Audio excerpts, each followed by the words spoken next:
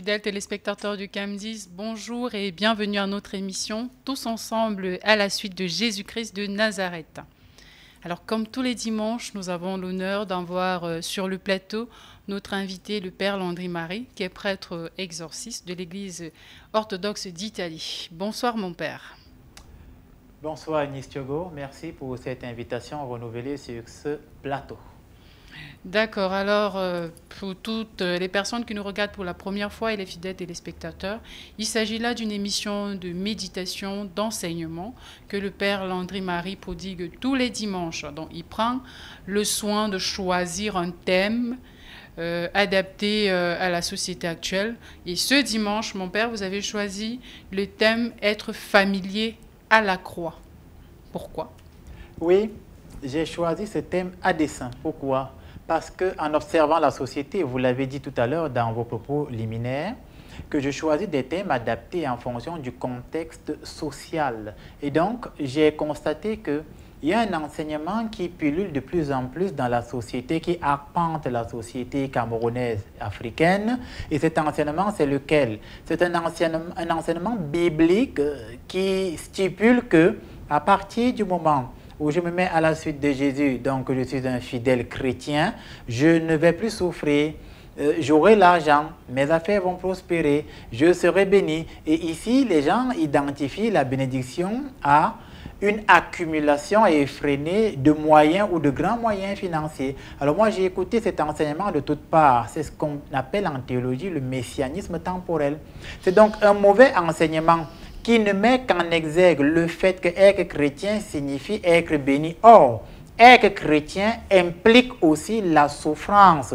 Voilà pourquoi j'ai choisi ce thème, afin que nous prenions conscience de quel style de souffrance nous aurons à faire face quand nous sommes chrétiens à la suite de Jésus-Christ de Nazareth. Parce que oui, une fois que je me mets à la suite de Jésus, je vais souffrir.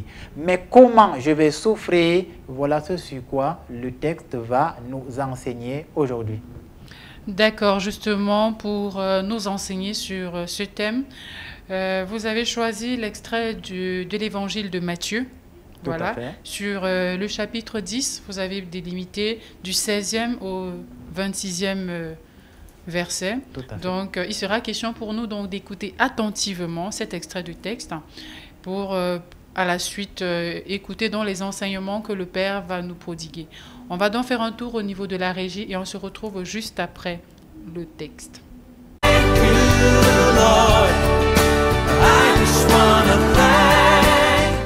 Je vous envoie comme des brebis au milieu des loups. Soyez donc prudents, comme les serpents, et simples, comme les colombes. Mettez-vous en garde contre les hommes, car ils vous livreront aux tribunaux, et ils vous battront de verges dans leurs synagogues. Vous serez menés à cause de moi devant des gouverneurs et devant des rois, pour servir de témoignage à eux et aux païens.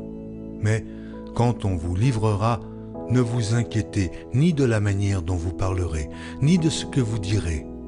Ce que vous aurez à dire vous sera donné à l'heure même. Car ce n'est pas vous qui parlerez, c'est l'Esprit de votre Père qui parlera en vous. Le frère livrera son frère à la mort, et le Père à son enfant. Les enfants se soulèveront contre leurs parents et les feront mourir. Vous serez haïs de tous à cause de mon nom, mais celui qui persévérera jusqu'à la fin sera sauvé. Quand on vous persécutera dans une ville, fuyez dans une autre. Je vous le dis en vérité, vous n'aurez pas achevé de parcourir les villes d'Israël que le Fils de l'homme sera venu. Le disciple n'est pas plus que le maître, ni le serviteur plus que son Seigneur. Il suffit au disciple d'être traité comme son maître, et au serviteur comme son Seigneur. S'ils ont appelé le maître de la maison Béelzébul, à combien plus forte raison appelleront-ils ainsi les gens de sa maison? Ne les craignez donc point, car il n'y a rien de caché qui ne doive être découvert, ni de secret qui ne doivent être connus. Thank you, Lord. Thank you, Lord. Yes, we thank you, Lord. Voilà, nous sommes de retour sur le plateau après avoir écouté attentivement cet extrait de l'évangile de Matthieu. au chapitre 10, des versets 16 à 26. Mon père, quand on écoute cet extrait, la toute première question qui vient à l'esprit est celle de savoir pourquoi, en fait, d'entrée de jeu, Jésus demande à ceux qui sont à sa suite de se méfier de leurs semblables, donc de se méfier des hommes en général. Oui, tout à fait. Hein. Ceux qui ont suivi le texte comme nous ici sur le plateau, le texte commence par une phrase que je vais reprendre pour ceux qui nous rejoignent à l'instant, une phrase forte. Au 16e verset du chapitre 10, Jésus dit, j'ai ma Bible devant moi comme tous les dimanches et je peux lire le premier verset, donc le 16e.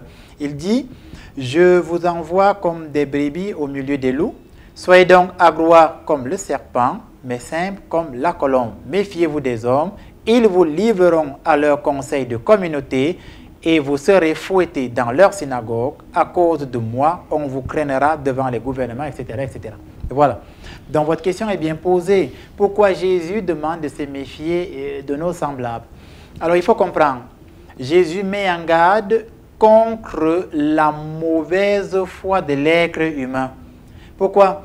Parce qu'en observant la société, on se rend compte que les gens font vite confiance aux inconnus. Et souvent, force est de constater que ceux à qui nous faisons confiance nous déçoivent.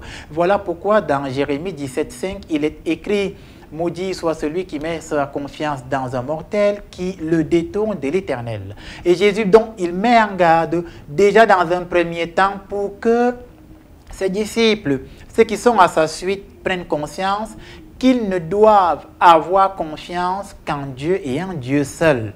Voilà le premier aspect de votre question.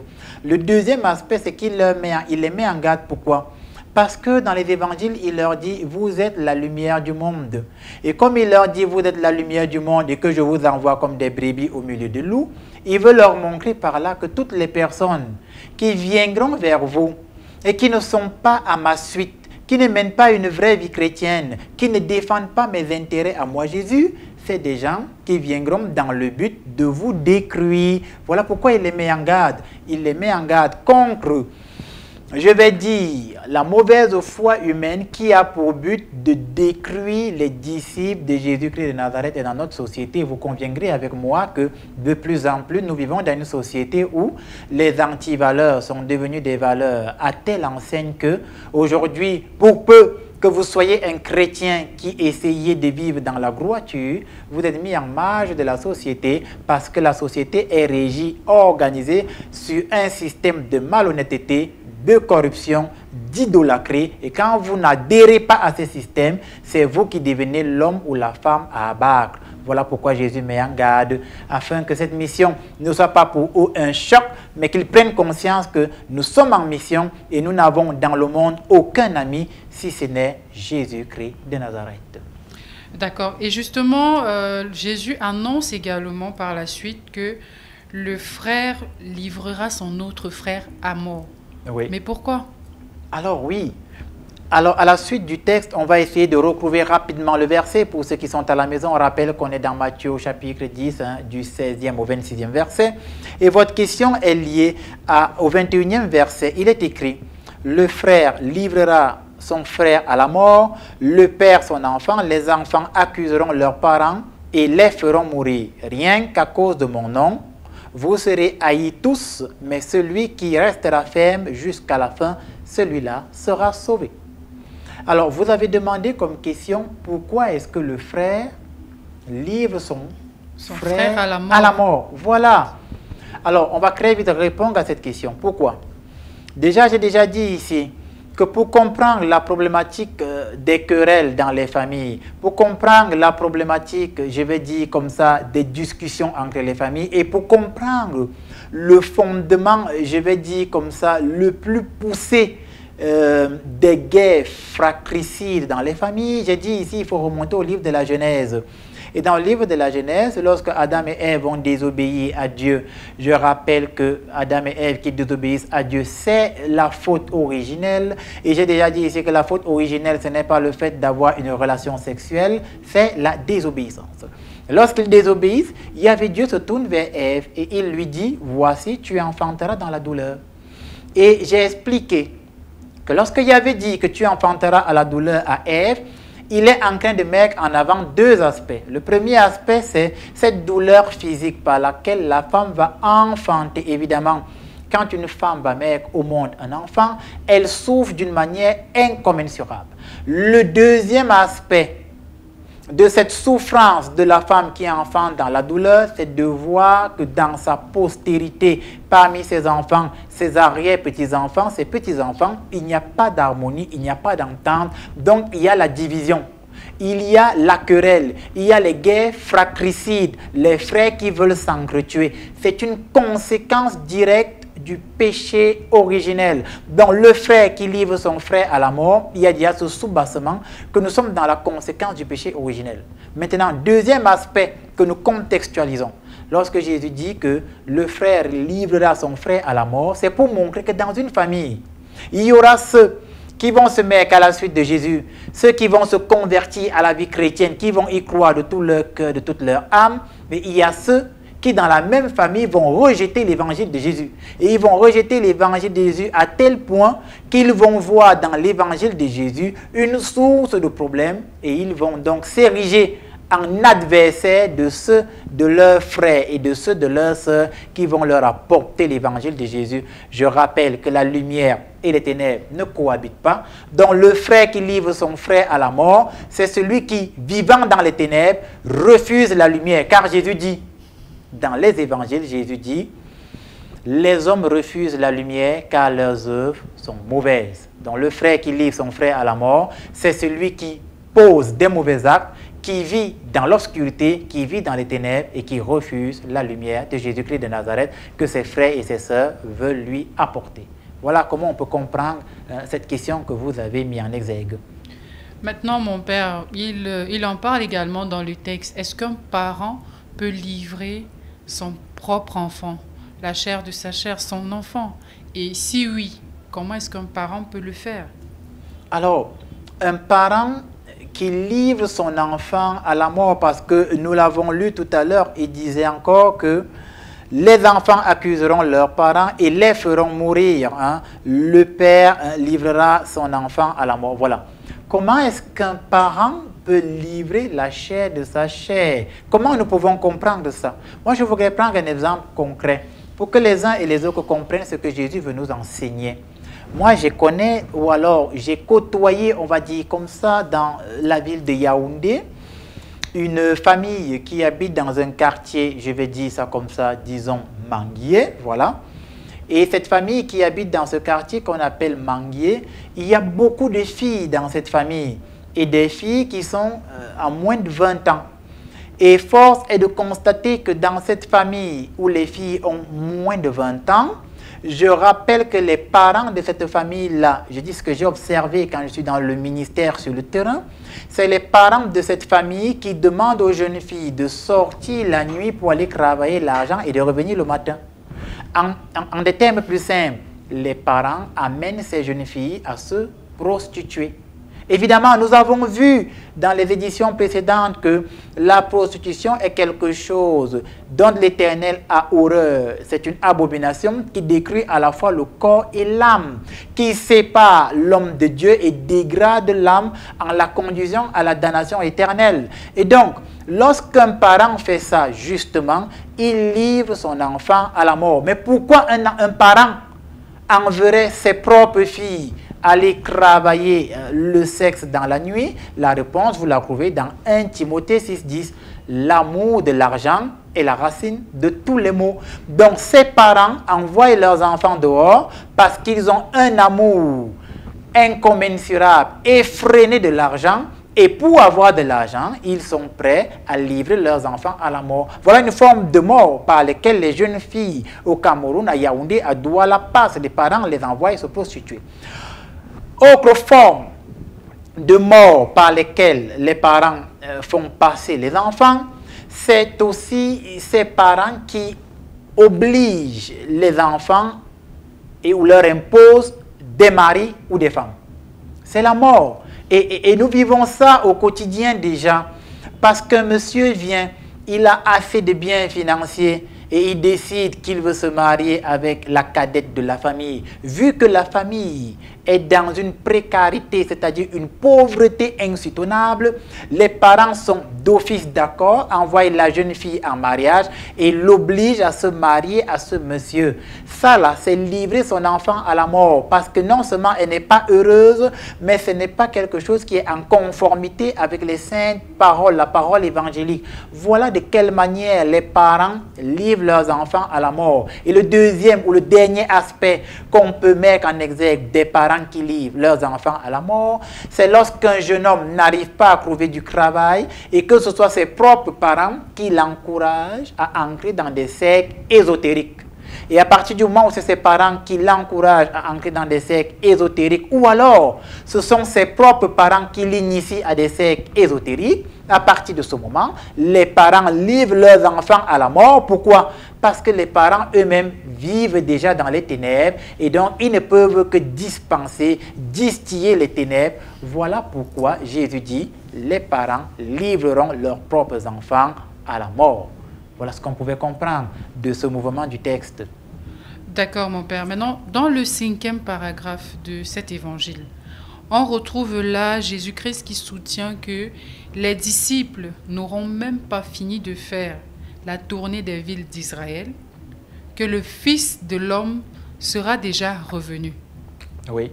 Maintenant, c'est à se demander, on a constaté quand même qu'il aime bien cette expression-là, le Fils de l'homme. Oui. Que désigne cette expression? Qu'est-ce qu'il entend par le Fils de l'homme? Bien. Dans les 4 évangiles, je vais ancrer d'une façon un peu plus théologique. L'expression Fils de l'homme revient à peu près 70 fois. Comme vous l'avez dit, ça veut dire que Jésus, il a l'habitude d'utiliser cette expression pour s'identifier. Alors, que signifie de façon simple cette expression Fils de l'homme? Déjà, dans un premier temps, selon la doctrine de l'Église, le Fils de l'homme, dans un premier temps, cette appellation, cette expression a 2 significations primo. Première signification, elle désigne l'humanité, c'est-à-dire que toute personne qui est née d'une femme est fils de l'homme. Ça, c'est la doctrine de l'Église. C'est le Fils de l'homme. Deuxième signification de l'expression Fils de l'homme. Dans le livre de Daniel, c'est pour ça qu'il faut lire la Bible. Osez 4:6, mon peuple périt, faute de connaissance. Les gens meurent parce qu'ils connaissent absolument rien. Et j'ai déjà dit ici que la connaissance, c'est la vérité. Vous la trouvez dans, je vais dire comme ça, l'Église. 1 Timothée 3:15, l'Église est colonne et appui de la vérité. Et la vérité vous libère du péché. Le péché qui s'identifie comme étant la fausse connaissance qui vous maintient dans l'obscurantisme. Donc dans le livre de Daniel, le Fils de l'homme désigne l'être qui va combattre les rois, et ces rois sont symbolisés par des bêtes féroces. Ça, c'est le livre de Daniel. On est dans l'Ancienne Alliance. Allez lire Daniel, je pense, au chapitre 7. Donc, ce Fils de l'homme-là désigne celui qui combat les rois, et les rois qui étaient en train d'opprimer le peuple, et le Fils de l'homme vient les sauver. Dans le livre d'Enoch, je rappelle que le livre d'Enoch n'est pas biblique, mais évidemment, on parle d'Enoch dans la Nouvelle Alliance, dans la lettre à Jude, par exemple. Et dans le livre d'Enoch, ou alors dans le livre des Juges, dans le livre d'Enoch, on rappelle que le Fils de l'homme est celui qui a une place particulière à côté de Dieu et qui va statuer dans l'ordre de la justice en faveur des justes. C'est un peu comme si dans le livre d'Enoch, on nous disait que le Fils de l'homme est celui qui va intercéder pour les justes parce que lui-même, il a mené un combat de justice toute sa vie lorsqu'il était sur terre. Donc le Fils de l'homme désigne dans un premier temps tout homme qui est né d'une femme. Dans un deuxième temps, ça désigne celui qui a combattu les rois dans le livre de Daniel et ces rois qui symbolisaient les bêtes féroces qui accablaient le peuple. Dans un troisième temps, le Fils de l'homme désigne celui qui a une place particulière à côté du Seigneur, Dieu créateur de l'univers, du ciel et de la terre. Voilà ce que signifie l'expression Fils de l'homme. D'accord, on va donc revenir justement dans ce 5e paragraphe. Il annonce sa venue avant que les apôtres aient fini de faire la tournée de la ville d'Israël. Sauf que là, mon père, nous sommes quand même à 2023 ans après, il n'est pas toujours là. jusqu'à ce jour. Pourquoi n'est-il pas encore revenu? Très bien. La question que vous avez posée est liée au 23e verset que je vais lire pour nos téléspectateurs. Au 23e verset, il est écrit: quand on vous persécutera dans une ville, fuyez vers une autre. En vérité, je vous le dis, vous n'aurez pas fini la tournée des villes d'Israël avant que ne vienne le Fils de l'homme. Donc votre question est liée à ce verset. C'est-à-dire que Jésus annonce que vous n'aurez pas fini de quitter de ville en ville avant que moi, le Fils de l'homme, je sois de retour. Maintenant, nous sommes à 2023 ans, bientôt 2024 ans, la nouvelle année, après Jésus-Christ qui n'est toujours pas revenu. Comment se fait-il qu'il ne soit pas revenu alors qu'il a dit « Vous n'aurez pas fini la tournée des villes d'Israël avant que je ne sois revenu » Alors, lorsque Jésus quitte les apôtres, que nos téléspectateurs soient très attentifs, non? Lorsque Jésus quitte les apôtres, à la fin des évangiles de Jean, il leur dit: moi, je m'en vais vers mon Père et votre Père, mais je vous enverrai une puissance. Et l'Esprit Saint, lui, il vous conduira à la vérité tout entière. Et le livre des Actes des Apôtres, qui est celui qui suit directement l'évangile de Saint Jean, le livre des Actes des Apôtres commence avec la descente du Saint-Esprit qui vient sur les apôtres. Mais l'Esprit Saint qui vient sur les apôtres là, c'est Jésus qui revient sous la puissance du Saint-Esprit. Que les choses soient claires. Donc les apôtres sont encore vivants. Ils sont encore en train de partir de ville en ville. Que le Christ revient en eux sous la puissance du Saint-Esprit pour leur donner la force de n'avoir plus peur. Matthieu 14, 27, n'ayez pas peur. Et dans Jean 14, 6, il leur dit: je suis le chemin, la vérité et la vie. Donc il vient pour leur donner la force afin qu'ils n'aient plus peur. Ainsi ils peuvent partir de ville en ville et ils n'auront plus peur. Dans Matthieu, ici, il leur dit: si on vous persécute dans une ville, fuyez dans une autre. Mais dans le livre des Actes des Apôtres, quand lui-même déploie l'Esprit Saint, qui est une autre manifestation de lui-même encore. Parce que je rappelle que Jésus, il est à la fois le Père et le Saint-Esprit. Et tous ceux qui ne croient pas que Jésus est le Père et le Saint-Esprit ne seront pas d'accord avec cet argument, évidemment. Et comme il est à la fois le Père et le Saint-Esprit, alors c'est encore lui-même qui vient sous la forme spirituelle leur donner la force. Mais comme il leur donne la force, on constate donc qu'effectivement, il est revenu, mais pas à la manière de la perception humaine. Voilà pourquoi dans la lettre aux Hébreux, il est écrit qu'avec la venue de Christ, il y a un renouvellement, c'est-à-dire un recommencement. C'est comme si avec la venue de Jésus-Christ de Nazareth et la manifestation de son Esprit Saint, c'est comme si la terre avait été recréée pour une nouvelle fois. C'est pourquoi la fin du monde n'est pas pour bientôt, que les choses soient claires. Voilà ce que je pouvais apporter à ce sujet. D'accord, nous sommes arrivés au terme de cette analyse du texte qui a été justement préalablement choisie. Pour les personnes qui nous prennent de cours, en fait, on méditait sur le thème « Être familier à la croix ». Et l'extrait qui a été choisi, c'est l'évangile de Matthieu au chapitre 10, des versets 16 à 26.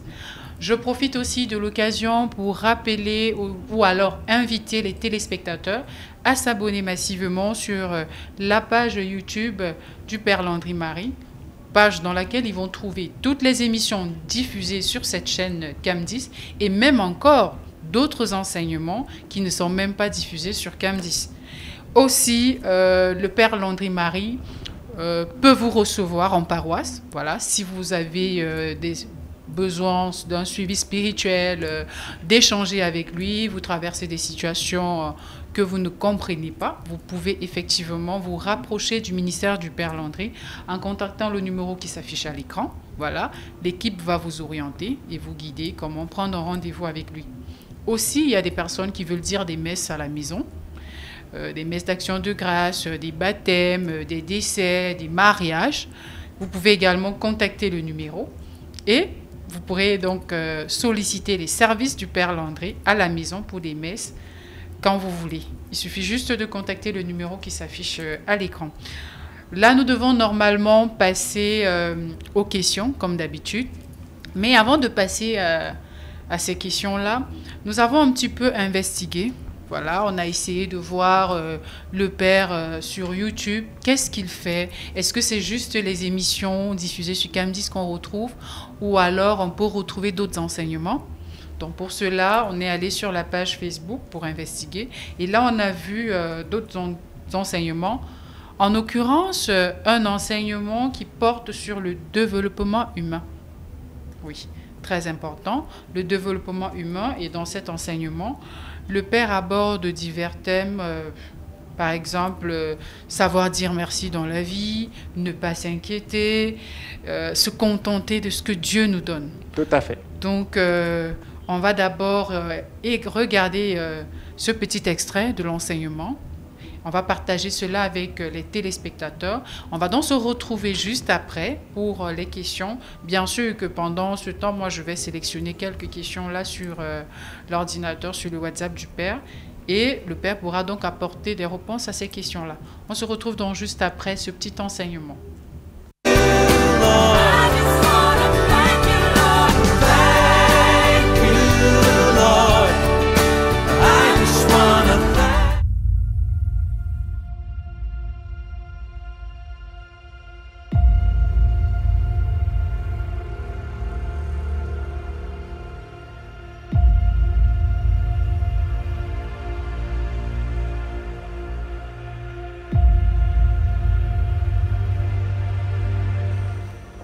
Quelquefois, nous pensons qu'il nous manque véritablement quelque chose.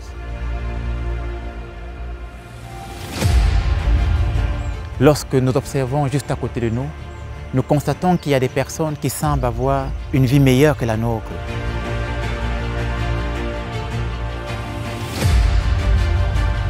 Ils sont plus riches, plus intelligents, plus chanceux. Ils ont moins de soucis que moi. Toute leur vie est plus simple et plus facile que la mienne. Moi, je n'ai pas d'argent, pas la femme ou le mari que je voudrais, pas de reconnaissance dans la société. Ma famille ne m'a pas soutenu. Et aujourd'hui encore, ils ne m'aident pas. Les amis ne m'aident pas. Je suis seul. Oublié de tous, pas considéré, je ne suis rien. J'imagine que cela t'est déjà arrivé aussi. Tu souffres de ce que tu n'as pas, de ce que tu as perdu, des séparations, des échecs, des regrets. Tu te dis, ma vie serait mieux si elle était différente.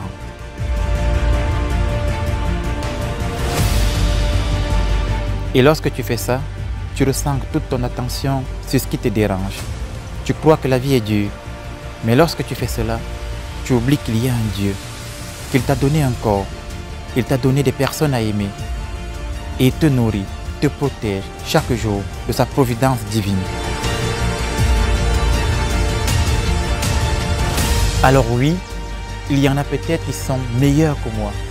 Oui, peut-être je pourrais avoir plus, mais ouvrons les yeux. Il n'y a pas si longtemps, de grands rois auraient payé des fortunes pour avoir accès à ce qui nous paraît banal, rien que pour avoir accès à Internet par exemple. Soyons attentifs à la beauté de la nature, aux réalisations accomplies par l'homme, aux prouesses scientifiques et technologiques. Je ne sais pas de te convaincre d'être heureux, mais je voudrais que tu prennes conscience de ce que tu as déjà dans les moments où tu l'oublies. Si je te parle de cela, c'est parce que de grandes études très sérieuses sont arrivées à la conclusion que savoir dire merci et se contenter du peu que nous avons est un des moyens les plus sûrs pour parvenir à notre bien-être. Tu vas certainement constater qu'au cours de notre existence, c'est quand on perd quelque chose qu'on réalise sa valeur.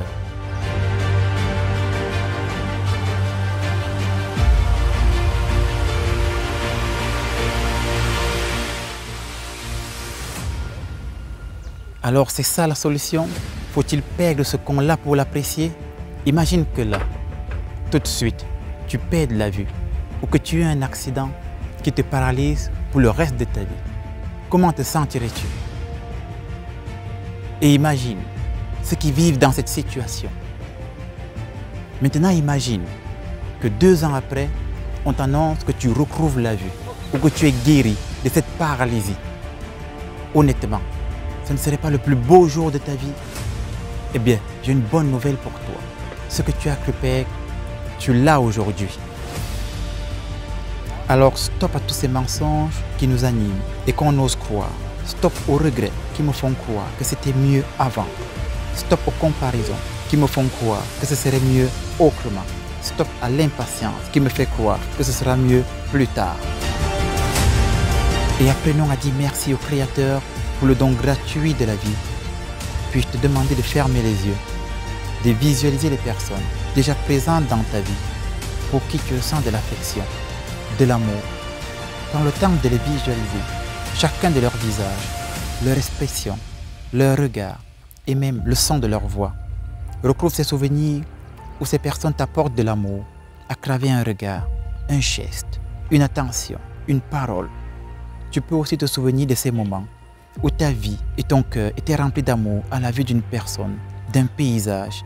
Cherche au fond de toi et retrouve cet amour qu'il y a déjà en toi. Tu peux ouvrir les yeux et sache que tu mérites de t'aimer tel que tu es et que tu le réalises ou non. Tu es aimé toi aussi. Et réaliser ce qu'on a, c'est honorer Dieu dans sa vie, qui à chaque étape t'a protégé, t'a nourri, a veillé sur toi, a essuyé tes larmes et continue de te tenir la main.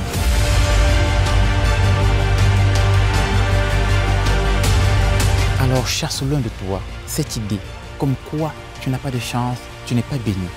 Si tu as de la chance, si tu es béni, gratitude à mes parents de m'avoir donné la vie. Gratitude à mes amis, à ma famille d'être présents. Gratitude à mes yeux qui me permettent de voir tant de splendeur, à mes oreilles qui me permettent d'écouter tant de mélodies. Gratitude à mes pieds qui me soutiennent, me permettent de courir, de danser. Gratitude à toutes ces personnes qui m'ont toujours aidé et sont présentes pour moi. Tu n'as peut-être pas toutes ces choses que j'ai citées, mais tu en as au moins une. Et rien que ça, combien ça vaut? Proche de toi, dans ton quotidien, il y a aussi toutes ces choses si précieuses qui peuvent te paraître banales aujourd'hui. Merci d'avoir l'eau courante, l'électricité, un toit, des vêtements. Merci à tous ces inconnus qui participent par leur simple présence à rendre notre vie meilleure. Aujourd'hui, je décide de dire merci à Dieu. Je décide d'ouvrir les yeux sur la chance que j'ai d'avoir la vie qui m'appartient. Je décide d'honorer Dieu pour tant de bienfaits depuis ma naissance. Et toi, s'il ne te restait que 24 heures à vivre, qu'est-ce que tu ferais? Alors, réalise la chance que tu as et profite de ta vie pleinement, chaque jour, comme si c'était le dernier, en rendant gloire à Dieu.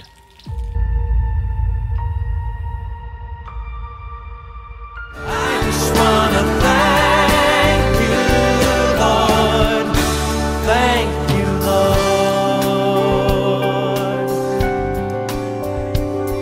Yes. Voilà, nous sommes de retour sur le plateau après avoir écouté cet enseignement sur la plateforme YouTube du Père Landry Marie. Je vous ai d'ailleurs invité justement à vous y abonner massivement pour de tels enseignements. Mon père, un petit mot par rapport à ce que les téléspectateurs viennent de savourer. Oui, tout à fait. Alors, j'ai voulu, en observant la société, j'ai très vite réalisé que les gens vivent dans le désespoir, les gens vivent dans le solipsisme, les gens vivent dans une tristesse, les gens sont fatigués, mais surtout, les gens passent le temps à se plaindre de tout et de rien. Ils se plaignent qu'ils n'en ont pas assez. Ils se plaignent de ne pas avoir assez d'argent. Ils se plaignent que les portes spirituelles leur sont fermées. Ils se plaignent que le système gouvernemental ne leur facilite pas le développement professionnel. Ils se plaignent de ne pas pouvoir enfanter. Ils se plaignent parce que leur souffrance est réelle. Alors, j'ai fait cette petite vidéo afin que les gens apprennent à dire merci sur le peu qu'ils ont. Le fait de se lever le matin, d'avoir le souffle de vie, il faut rendre grâce à Dieu. Le fait d'avoir le pain quotidien, c'est la bénédiction de Dieu dans ta vie, mon frère, ma soeur.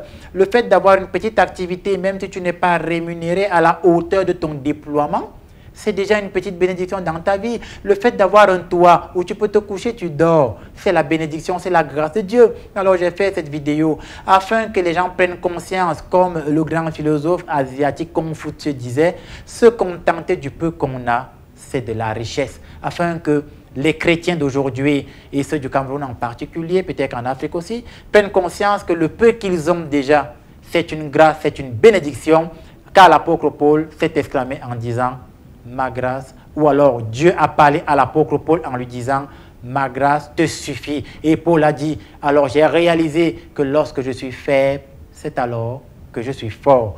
Voilà pourquoi j'ai fait cette vidéo sur le développement humain et nous espérons qu'elle va aider un maximum de personnes à ne pas se décourager, à avancer, à évoluer, mais surtout à dire merci à Dieu pour le peu qu'elles ont chaque jour. D'accord, merci pour ce soutien émotionnel, pour cet accompagnement, parce qu'effectivement, dans la société, c'est de plus en plus difficile quand même. Donc, je pense que les téléspectateurs seront très contents du contenu qu'ils ont pu regarder dans cette vidéo.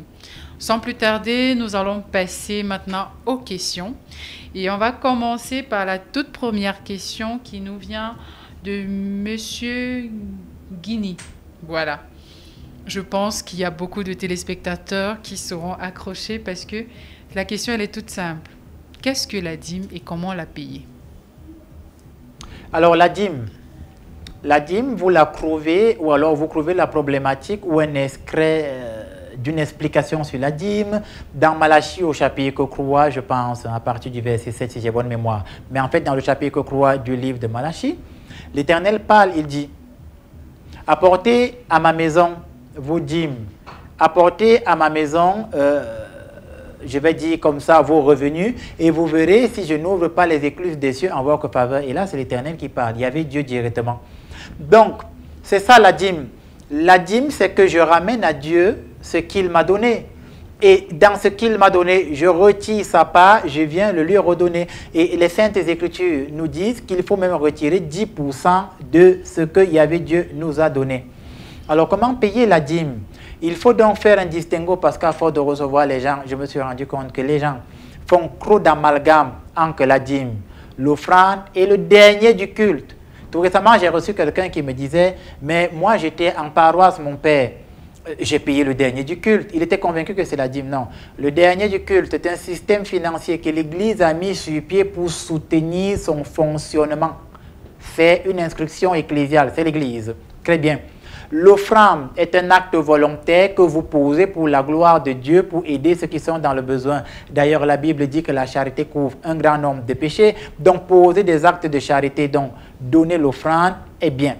Maintenant, la dîme est une instruction de Yahvé Dieu. C'est ce qu'on va appeler au sens kantien du terme, c'est-à-dire selon Emmanuel Kant, un impératif catégorique. Je dois payer ma dîme. Pourquoi? Il y avait dans le livre de Malachie, il dit, vous verrez si je n'ouvre pas les écluses des cieux en votre faveur et je bénirai vos finances afin d'empêcher le dévoreur de dévorer vos finances. Voilà. Donc si je ne paye pas ma dîme, le dévoreur dévore mes finances. Comment? Il y a des gens qui ont de l'argent, ils veulent faire des projets et c'est quand il veut faire le projet qu'il a tous les imprévus du monde. C'est là que ses enfants tombent malades. C'est là que sa femme tombe malade. C'est à ce moment que le frère du village fait un AVC, entre dans le coma et tout l'argent qu'il avait prévu pour un projet sort. Tu ne payes pas ta dîme et le dévoreur vient absorber cet argent. Finalement, tu ne réalises rien. Pourquoi? Parce que la protection de notre Dieu n'est pas sur tes finances.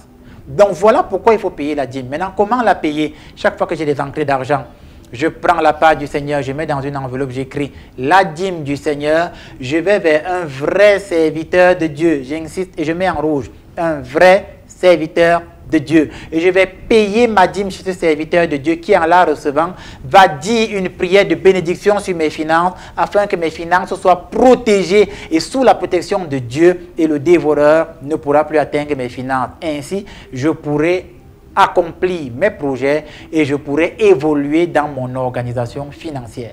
Voilà ce que je pouvais dire. Anguini, courage à toi. D'accord, nous allons passer à la question de Monsieur Serge. Voilà, il demande « Bonjour mon père, je suis protestant. Pourquoi certains prêtres catholiques nous critiquent et critiquent notre Bible ?» Alors, je voudrais rappeler que moi, je suis orthodoxe. Je voudrais rappeler, c'est très important de faire le distinguo, non? Même si c'est une église qui avait la même souche qui, dans les années 1954, s'est séparée. C'est pour ça, avec le catholicisme, nous partageons la même foi, les mêmes sacrements, le même enseignement. Je suis orthodoxe, non? Le mot orthodoxe signifie la juste et la droite doctrine. Maintenant, je vais t'expliquer quand même le comment du pourquoi. Sa question est de savoir pourquoi est-ce que certains prêtres catholiques critiquent le protestantisme et surtout leur Bible. Critiquent le protestantisme et surtout leur Bible. Très bien. Alors déjà, moi, si vous me demandez mon point de vue, Il n'est pas bon qu'un prêtre critique le protestantisme. C'est mon point de vue en tant que prêtre, parce que j'estime que toutes les religions se valent, parce que dans chaque religion, il y a ce qu'on appelle en grec le logos spermatikoi, c'est-à-dire les germes ou la souche de vérité. C'est mon point de vue. Hein. Pour ça, il faut quand même avoir poussé les études pour arriver à cette vision métaphysique du monde. Mais ça, c'est moi. Maintenant, le problème de ceux qui vous critiquent, mon frère, écoute bien, c'est parce que votre fondateur s'appelait Martin Luther et c'était un prêtre catholique. Et comme c'était un prêtre catholique qui, au XVIe siècle, dans les années 1500, a quitté l'Église pour des raisons évidentes, il n'était pas d'accord qu'on vende les indulgences, c'est-à-dire qu'on paye, je vais dire comme ça, le droit d'avoir le pardon. Il a quitté l'Église et il a dû rompre ses engagements qu'il avait pris au sein de l'Église catholique, parce que Luther, c'était un moine catholique, prêtre, ordonné. Voilà pourquoi aujourd'hui certains prêtres peuvent critiquer le style du protestantisme en estimant que leur fondateur déjà n'a pas respecté ses propres engagements. Je rappelle que je ne suis pas moi d'accord qu'on critique le protestantisme, mais j'explique pourquoi ils peuvent le faire. Maintenant, ils critiquent votre Bible, pourquoi? Parce que lorsque Luther quitte le système catholique romain, à cette époque, la Bible est encore manuscrite. On écrit encore la Bible à la main. Et l'Église est encore en train de réfléchir sur la forme définitive qu'elle va proposer comme Bible au peuple. Lorsque Luther quitte, il quitte avec un échantillon de 66 livres. Et lorsqu'il est déjà en externe, plus tard, l'Église va sortir la liste officielle des livres de la Bible. Et l'Église dit qu'il y a 73 livres officiels reconnus. Comme Luther est déjà en externe, il ne peut plus revenir prendre l'échantillon final que l'Église met en exergue. Il va donc rester avec sa Bible de 66 livres et c'est celle-là avec laquelle il va commencer à enseigner le peuple. Voilà pourquoi certains prêtres catholiques critiquent le protestantisme en disant que leur Bible est incomplète. Ça, c'est leur point de vue. Je t'expliquais pourquoi on vous critique, non? Mais si tu me demandes mon point de vue, mon frère, ce n'est pas parce qu'on vous critique que vous êtes une mauvaise religion. Je pense et je crois que la parole de Dieu se déploie aussi dans le protestantisme. Hébreux 10, 25, 27, il est écrit « Ne désertez pas votre propre assemblée ». Voilà ce que je pouvais apporter comme élément de réponse. Non? Du courage à toi, mon frère, et que Dieu te bénisse. D'accord, nous allons passer à une réaction. Voilà, la personne dit « Bonjour à vous sur le plateau. Très bonne émission. J'ai une question. Pourquoi il n'y a-t-il plus de prêtres orthodoxes comme vous, mon père, qui enseignent le peuple? » Alors, nous, dans l'orthodoxie, on ne fait pas la publicité. Moi, je suis une exception. Je voudrais que les choses soient claires. Hein. Vous ne verrez pas au Cameroun un prêtre orthodoxe sur les médias. C'est extrêmement rare, en fait. De ma mémoire, je n'en ai jamais vu, en fait. À l'étranger, certains font encore un peu l'exception. En Italie, je n'en ai pas vu en Italie. Mais en France, oui. En Suisse, encore un peu. Pourquoi? L'orthodoxie est un ordre religieux qui garde la tradition. Et comme l'orthodoxie est jalouse de la connaissance qu'elle a, dans l'orthodoxie, nous estimons qu'on n'essaye pas d'appâter les fidèles. On n'essaye pas de convaincre les gens. Nous savons ce que nous valons. Nous savons ce que nous préservons comme authenticité biblique et spirituelle. Et l'orthodoxie n'essaye pas d'appâter les gens. Moi, j'ai été à Abidjan, dans l'église copte orthodoxe.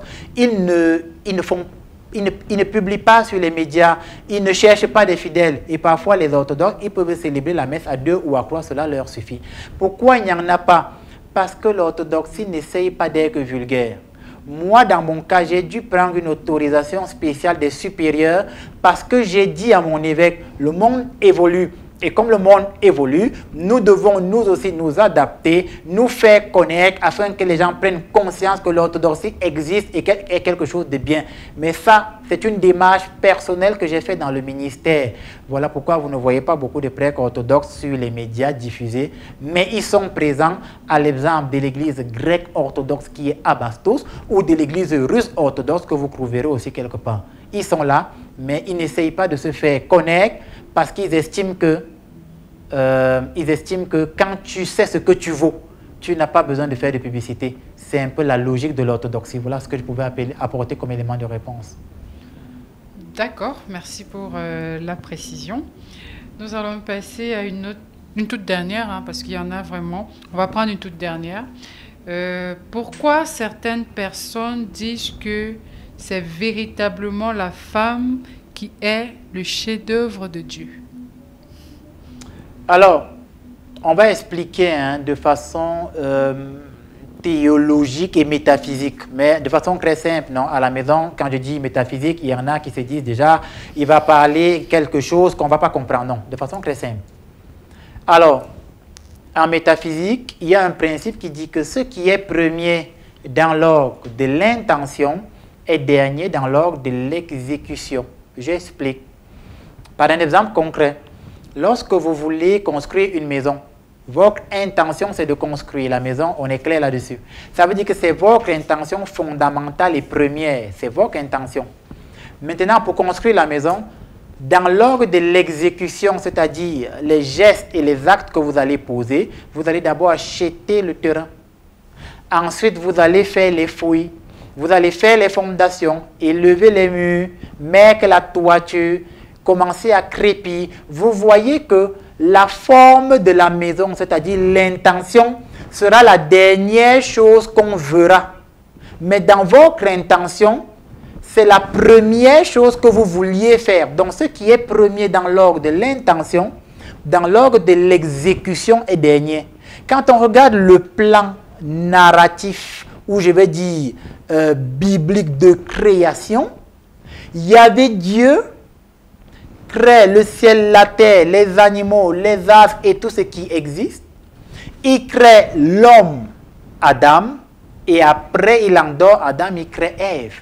Ève est donc la dernière dans l'ordre de l'exécution. Ça veut dire que dans l'ordre de l'intention, la première chose à laquelle Dieu a pensé, c'était créer une femme. Il faut bien comprendre. C'est des notions métaphysiques que j'explique simplement. C'est pourquoi certaines personnes disent que la femme est le chef-d'œuvre de Dieu. Et cela peut s'expliquer d'une façon très simple. Je vais sortir par là. Vous allez vous rendre compte que la femme manifeste la miséricorde de Dieu. La femme, c'est l'amour. La femme, c'est la douceur. La femme, c'est la compréhension. Tu peux, et je n'encourage pas, mais tu peux tromper ta femme plusieurs fois. Elle peut te pardonner plusieurs fois cela. C'est parce que la femme rappelle la miséricorde de Dieu. Ça veut dire que dans l'ordre de l'intention, lorsque Dieu a voulu créer un être qui lui soit semblable de façon très intime, c'était la femme. Et c'est pourquoi elle est dernière dans l'ordre de l'exécution. Maintenant, certains hommes ne seront pas d'accord avec ce que je veux dire. Moi, j'explique des concepts métaphysiques de haut niveau. Maintenant, si vous n'avez pas fait métaphysique, vous ne pouvez pas comprendre le truc, même si j'ai expliqué ça de façon très simple. Si vous n'êtes pas d'accord avec moi, je vous invite à aller faire 4 ans de philosophie. Après, vous faites 2 ans de master. Ensuite, vous vous spécialisez en philosophie phénoménologique. Vous pourrez comprendre ce que j'explique. Si vous avez ce cheminement, vous pourrez mieux comprendre les choses. Je veux aussi montrer que quand tu as à la maison une bonne femme, tu évolues. C'est parce que Dieu a mis dans la femme quelque chose qui fait qu'elle multiplie tout ce que tu lui donnes. Je vais prendre un exemple bête, n'est-ce pas? Si tu donnes à la femme, je vais dire, une maison, elle en fait un foyer. Je parle ici d'une bonne femme, je ne parle pas d'une mauvaise femme. Je parle d'une bonne femme, qu'on se comprenne. Tu donnes à la femme une maison, elle en fait un foyer où il est bon d'y vivre. Voilà, c'est très important. Si tu donnes à la femme assez d'argent, elle va penser un système économique stable de la maison. Je parle d'une bonne femme, qu'on se comprenne, non? D'une très bonne femme. Maintenant, si tu donnes à la femme de l'insolence, de l'irrespect, de l'infidélité, elle multiplie ce que tu lui donnes, elle te produit l'enfer sur terre. Ta maison devient un endroit où il est invivable. C'est parce qu'elle a ce truc comme Dieu qu'elle multiplie ce qu'on lui donne. Voilà ce que je pouvais apporter comme élément de réponse. C'est peut-être pour ça que certains disent que la femme est le chef-d'œuvre de Dieu. Je rappelle aussi que l'homme est le chef-d'œuvre de Dieu. Non, voilà, c'est ça. Ça veut donc dire, mon père, que vous êtes d'accord avec l'expression « ce que femme veut, Dieu veut ». Bon, les téléspectateurs vont se faire leur propre opinion là-dessus. Mais oui, on peut dire dans un certain sens, sous cet angle-là, on peut dire que ce que femme veut, ouais, Dieu veut, on peut le dire. Ça peut se comprendre sous cet angle-là. Et nous spécifions ici que nous parlons des bonnes femmes, des vraies femmes qui prient Dieu, qui ont l'Esprit Saint et des femmes qui veulent l'évolution de leur mari et de la société. Le reste qui vivent dans la prostitution, qui vivent dans la pornographie et qui vont faire les portes à partie, ce n'est pas d'elles dont je parle ici. Je voulais juste éclaircir les choses afin qu'il n'y ait pas d'amalgame dans mes enseignements. Voilà. Alors, nous sommes arrivés pratiquement au terme de l'échange. Et comme d'habitude, on ne peut pas se quitter sur ce plateau sans que le Père ne fasse une prière. Et une prière qui porte toujours de très bons fruits, mon Père. Parce que je peux vous assurer que en termes de retour, il y a beaucoup de personnes qui ont la foi. Et quand vous dites la prière sur le plateau, elles ont satisfaction. C'est pour ça qu'on a pris cette habitude-là que chaque dimanche, même si c'est en quelques minutes, que le Père puisse faire une petite prière pour nos fidèles téléspectateurs. Très bien. Nous fermons les yeux, nous baissons la tête et nous prions. Seigneur Dieu Tout-Puissant, je te prie ce jour et ce dimanche particulièrement. Je voudrais te prier, mon Père, mon Seigneur, toi qui me donnes la vie, toi qui m'accordes l'Esprit Saint et qui m'as élevé au rang de prêtre, toi, Seigneur, qui m'as donné autorité de chasser les forces du mal sous toutes leurs formes. Seigneur, je te prie pour toutes les personnes qui sont sous l'attaque mystique au travers des rêves. Ces personnes qui se couchent et dorment et on vient les menacer dans les rêves, on vient les pourchasser dans les rêves, on vient leur réclamer des choses dans les rêves dont ils n'ont pas connaissance. Au nom de Jésus-Christ de Nazareth, je commande et j'ordonne à vos persécuteurs dans vos rêves de ne plus vous voir, qu'ils vous perdent de vue et qu'il y ait un cercle de feu entre eux et vous au nom sacré et saint de Jésus-Christ. Je commande et j'ordonne en lieu et place à toutes ces personnes, en lieu et place, qui ont été empoisonnées, qui sont couchées dans les hôpitaux. Et aujourd'hui, le poison se répand encore dans leur corps et les empêche de se relever et de travailler. Que par le nom de Jésus-Christ, ce poison sorte de votre corps par air ou par liquide au nom puissant de Jésus-Christ. Je prie encore en lieu et place pour toutes ces personnes qui maintenant ont des blocages financiers en cette rentrée scolaire, ont des blocages financiers parce que les forces ténébreuses viennent plomber leurs activités, viennent plomber leurs affaires. Au nom de Jésus-Christ, je brise, je détruis et j'annule l'autorité ténébreuse sur vos finances afin que vous puissiez vous aussi prospérer et je relâche l'onction de prospérité dans votre vie au nom de Jésus-Christ de Nazareth. Seigneur, je prie également pour ces personnes qui sont rejetées dans leur famille à cause de la vérité, qui ont été chassées de leur famille à cause de la vérité. Que les anges de Dieu vous assistent et qu'au nom de Jésus-Christ, pour la vérité, que vos ennemis d'aujourd'hui soient vos admirateurs de demain.